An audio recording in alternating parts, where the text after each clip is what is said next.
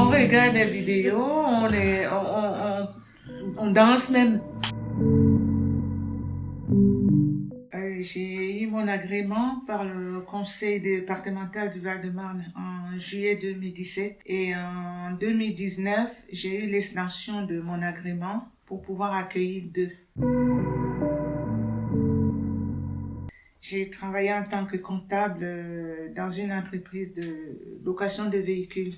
Et par la suite, j'ai créé mon propre entreprise. Je faisais des services aux entreprises, donc la sécurité gardiennage, et aussi une association agréée par le Val-de-Marne pour les services à domicile.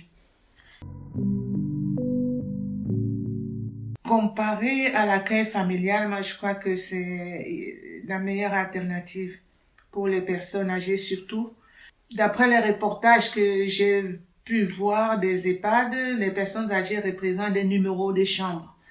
Alors que dans une famille, la personne âgée a une vie normale. En fait, c'est la continuité de sa vie. Sauf que la personne quitte son environnement habituel pour intégrer une famille. J'ai 2 accueillis. Donc, il y a le jeune homme qui est autonome, sauf qu'il a une rupture familiale. Donc, il est complètement autonome. Et là, il travaille. Il quitte la maison à 8h40 et il revient que le soir. Madame Renée, on va beaucoup dans les hôpitaux à cause de ces soucis de santé.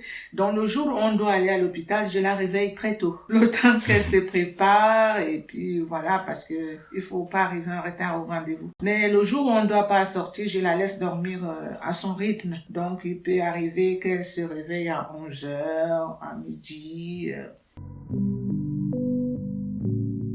C'est mon choix. Je ne suis pas obligée de le faire.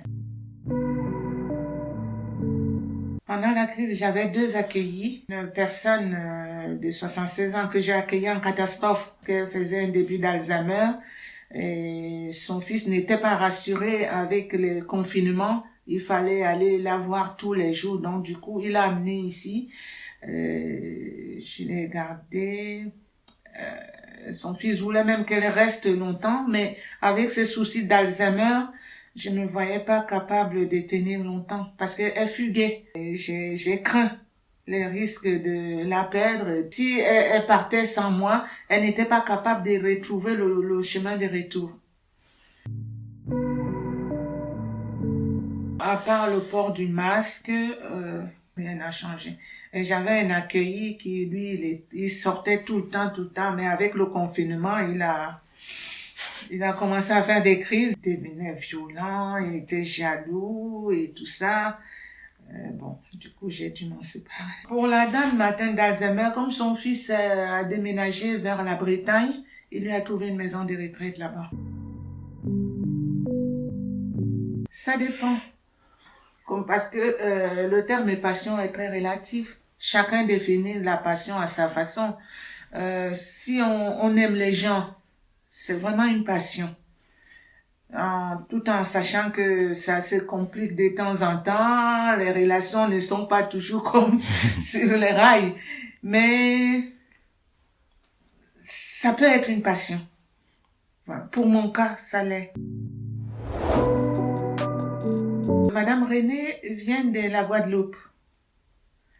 Normalement, l'accueil familial a des étapes d'intégration. On reçoit d'abord la personne une journée, mais ça n'a pas été le cas avec Madame Renée, vu qu'elle n'était pas en métropole.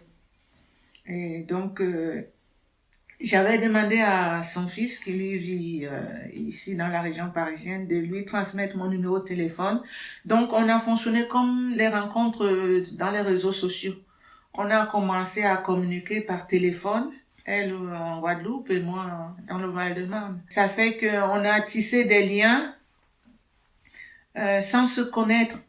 Si bien que le jour où elle est arrivée, c'est comme si on a eu juste à mettre le nom sur les visages, quoi. Enfin, c'est ce que je crois, hein. Je sais pas ce qu'elle en pense. Bien sûr. on s'est connus, on n'était pas ensemble, parce qu'on a parlé si je voulais venir ici et tout. J'ai dit oui, et puis quand je suis arrivée, j'ai trouvé qu'elle était bien, et puis voilà. Mon fils, il travaille, et avec sa femme aussi. Je ne pouvais pas rester seule dans une maison. Je ne pouvais pas. Le problème, c'est que le travail n'est pas connu et donc pas reconnu. Les accueillants familiales ne sont pas rémunérés à juste titre. Côté négatif que je peux trouver là-dedans, c'est ça.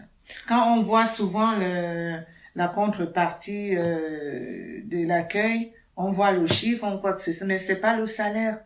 Parce que il y a les frais d'entretien, parce que la personne il y a la location de la chambre, la personne occupe une chambre. Et c'est tout ça qui compose le montant qu'on reçoit à la fin du mois. Mais le salaire en lui-même, il atteint rarement le SMIC. Hein. Là, pour l'instant, il n'y a que mon fils, le dernier, qui est à la maison avec nous. Avec René, moi, je mets ça dans le compte des générations. C'est bonjour, bonjour. Mais avec le jeune homme, parce qu'ils ont 2 ans d'écart, mon fils, il joue un peu le grand frère par rapport à l'autre.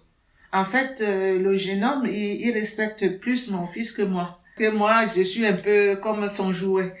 Parce que, bon, je lui cède pas mal de choses, parce que, bon, j'essaye de comprendre qu'il a un passé un peu douloureux. Mais bon, avec mon fils, quand mon fils lui dit quelque chose, il se met au pas. C'est mitigé. Parce qu'il y a d'autres personnes qui sont complètement abandonnées. Pas de visite, même pas de coups de fil, rien. Et par contre, la dame qui avait l'Alzheimer, son fils est formidable. Et il appelait, il venait voir sa maman. Bon, c'est quelqu'un qui est chef d'entreprise, il était très occupé avec le confinement, mais il trouvait quand même le temps.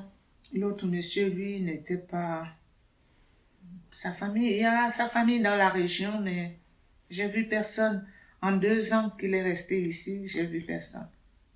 Même les coups de fil, rien. D'accord. Par contre, les enfants de Madame Renée sont très présents. Elle a un fils qui est marié. Donc, quand je dis les enfants, c'est-à-dire le fils et la belle-fille. Pour ça, comme elle vous l'a dit, elle ne pouvait pas passer ses journées toute seule à la maison. Donc, c'est pour ça qu'ils ont choisi la famille d'accueil. Voilà. Ils ont bien choisi. Moi, je pense que c'est, comme je venais de vous le dire, là, c'est un secteur d'avenir. Ouais. Donc, s'il peut vraiment développer cette entreprise-là, il va pas le regretter. Parce qu'il démarre, c'est vrai, comme nous l'avons soulevé d'ailleurs, que l'accueil familial n'est pas encore très connu. C'est pas rentré dans le MERS. On connaît l'accueil familial pour les enfants. Mais pour les adultes, les gens ne sont pas très au courant. Si bien que quelquefois, quand je parle de ce que je fais comme activité professionnelle, les gens sont surpris. Je le contacte, je partage.